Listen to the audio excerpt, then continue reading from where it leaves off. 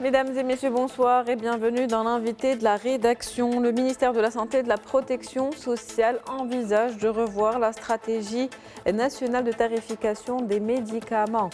Les médicaments qui représentaient en 2024 un tiers des remboursements par les caisses d'assurance maladie. Plus de 50% de ces remboursements concernaient justement et étaient concentrés sur 150 médicaments.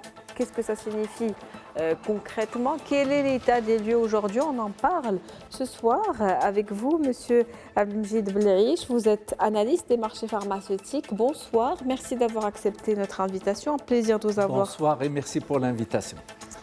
Alors, on va parler de la stratégie des tarifications des médicaments.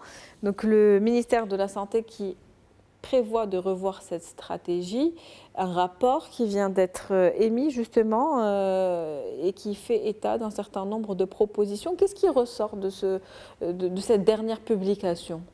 Alors, ce rapport commence d'abord par dresser un état des lieux des prix des médicaments et de leur impact sur les caisses. Nous avons vu que malheureusement la CNOPS a coulé en grande partie à cause des coûts des médicaments et des soins. Il y a eu un rapport qui a été fait par la CNOPS déjà avec l'administration des douanes qui ont ressorti un certain nombre d'anomalies au niveau des prix et notamment au niveau des prix des médicaments les plus coûteux. Il y avait une polémique justement. Oui, il y avait une polémique. Pourquoi ces prix faisaient polémique? Absolument. Alors, dans ce rapport de la CNOPS et de l'administration des douanes, il y a eu un constat. C'est qu'il y a une différence énorme entre les prix déclarés à la douane et les prix pratiqués. Et deuxièmement, il y a et ce qui est incompréhensible, une différence très importante entre les prix pratiqués au Maroc et ceux en France et en Belgique. Or, on sait que les prix des médicaments sont fixés sur la base d'un benchmark avec 6 pays dont font partie la Belgique et la France. On est supposé avoir des prix égaux ou inférieurs à ceux de la France et de la Belgique, et en aucun cas des prix supérieurs, et en tout cas en aucun cas des prix 300 fois supérieurs. Et c'est pour ça que ce rapport, il a fait polémique. Il y a eu la sortie du ministre délégué, M. El-Qja, qui est devant la CGM, où il a dénoncé cette situation. Et effectivement, ce qui a contribué à couler la CNOPS pourrait représenter demain un danger pour le financement de la CNSS, qui aujourd'hui qui a pris en charge pratiquement la totalité de notre assurance maladie. Alors, un constat qui vient dans ce rapport, sur les milliers de médicaments remboursés, 150 médicaments, et seulement 150 médicaments, représentent plus de 54%, ce qui est énorme. Et donc, il y a un problème. Pourquoi? Qu'est-ce que ça révèle, justement, quand on parle de plus de 54% exactement, donc des remboursements de médicaments qui concernent seulement 150 médicaments? Ça veut dire qu'au niveau de cette catégorie, les prix sont trop élevés. Il impacte les financements de la santé. Alors, je rappelle d'un autre côté que quand on parle de l'impact sur l'assurance maladie, ce n'est pas seulement les médicaments. Il y a les médicaments, il y a toutes sortes de soins au niveau des cliniques, etc., qui aussi posent aujourd'hui problème et doivent aussi être examinés. Mais pour revenir aux médicaments, sur les milliers, 150 médicaments qui s'accaparent les 54% des remboursements. Des médicaments qui font partie de cette quatrième tranche de médicaments. Quatrième tranche des médicaments qui va de 2500 dirhams à 130 000 dirhams la boîte. Donc c'est cette tranche qui pose aujourd'hui problème au niveau des remboursements. Pas les médicaments courants qui sont consommés tous les jours par les Marocains de la première tranche ou de la deuxième tranche. Et donc, il y a un gros problème auquel il va falloir s'attaquer. Et justement, dans la proposition qui a été faite, il y a un certain nombre de propositions qui sont très intéressantes, qui constituent une véritable avancée par rapport à l'ancien système, au décret de fixation du prix de médicaments qui a été mis en place en décembre 2013 et qui a été appliqué en juin 2014. Quelles solutions, justement, aujourd'hui sont envisagées? Alors, premièrement,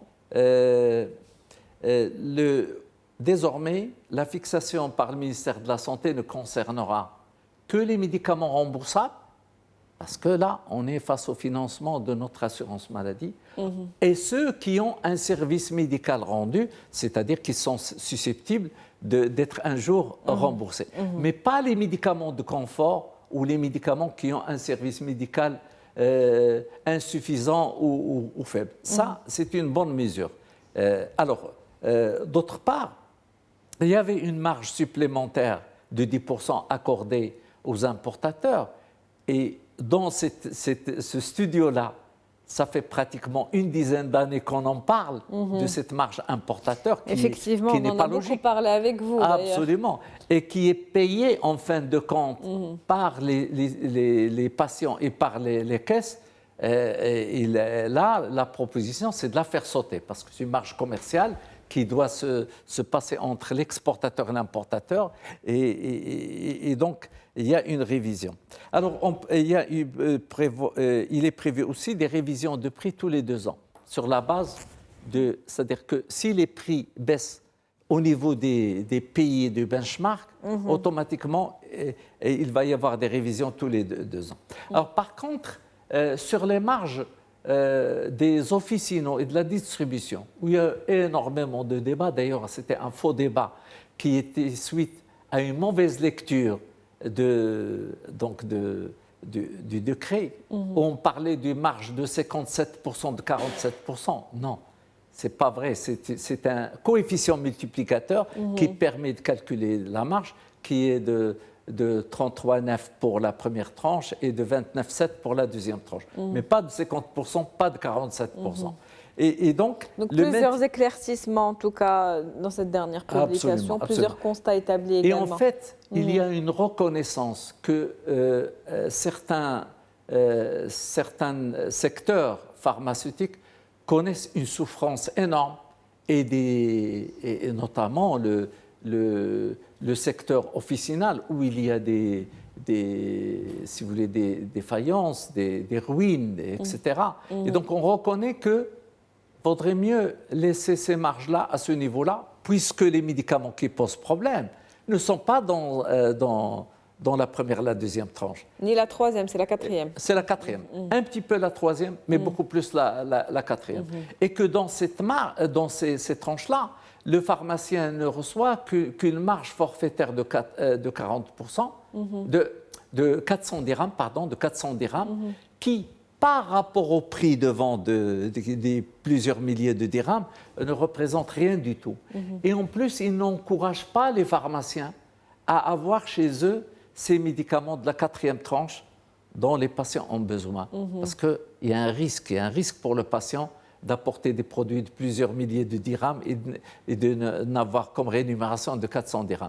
Donc ça va être...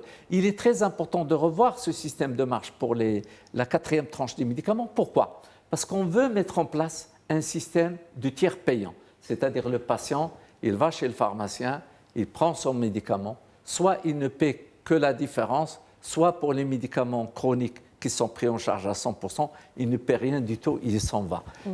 C'est...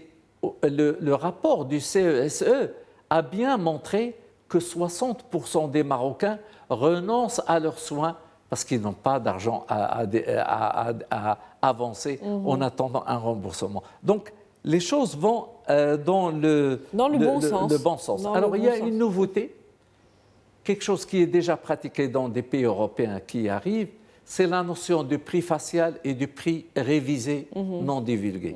Ça veut dire que quand on demande aux laboratoires internationaux de baisser leur prix, ils vous disent « Oui, mais si je le baisse, il y a d'autres pays qui vont voir votre prix et qui vont le benchmarker et qui vont baisser les prix chez eux et je vais être impacté non seulement sur le chiffre d'affaires que je fais sur le Maroc, mais à l'international. » Et donc, qu'est-ce qu'il y a ? Il y a un prix officiel affiché qui ne baisse pas, qui est là, qui peut être benchmarké par d'autres pays, et derrière, il y a un prix négocié, révisé, mais non divulgué, qui reste confidentiel et qui permet aux assurances maladie d'avoir des médicaments à un prix beaucoup moins cher que le prix officielle, affichée, faciale.